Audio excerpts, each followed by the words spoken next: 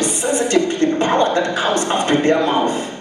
Be sensitive to the power that is coming out of their armpits. If they are smelling well, bring them to me. That was the first category. So the Babylonian system, it places much importance on appearance.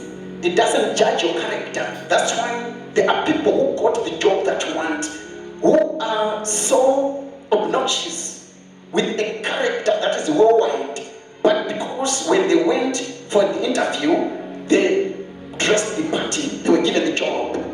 If I'm going for an interview, Brother Cooper, you cannot go for an interview putting on a green shirt, yellow trousers, white shoes.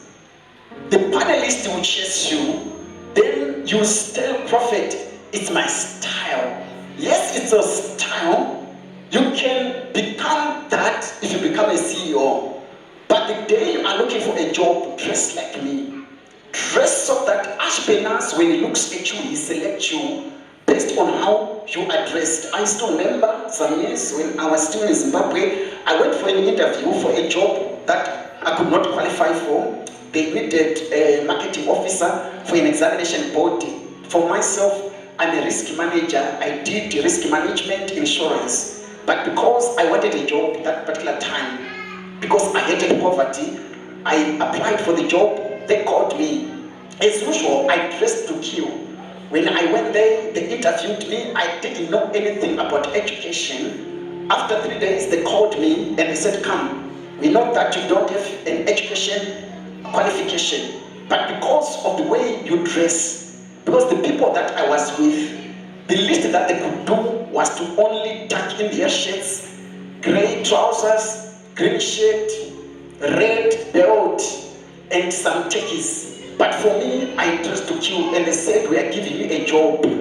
I worked there, and I cannot experience there, dressed to kill. Glory be to Jesus. That's why even when I'm invited, when I'm coming on a Sunday to church, I don't come like I'm going to do laundry. I dress to kill. Because I don't know when Ashpenaz is going to come and select people. I don't know when Nebuchadnezzar is going to come and select people. Can I prophesy like a field? So if a person is organized mentally, they'll be organized externally. Some of you, your disorganization is not an external problem, but it's a mental problem. I prophesy, let that demon release you right now in the name of Jesus Christ. So when you're still looking for opportunities, don't make fashion statements. I know that we always want to make fashion statements, but when you're still looking for opportunities, don't make that statement.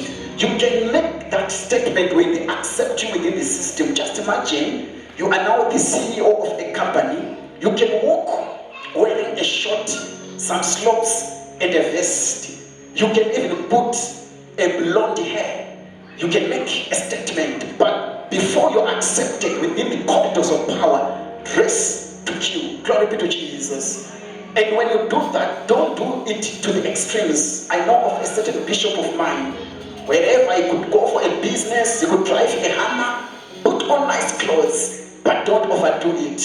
And I prophesy like at the expense of the company as well. I prophesy like a third.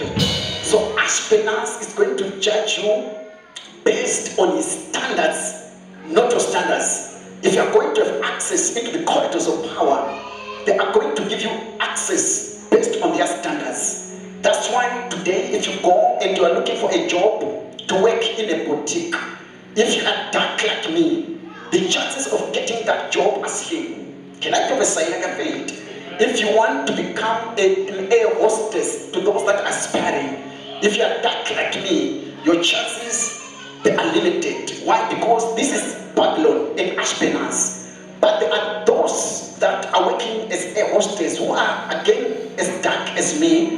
Why? Because they know how to dress.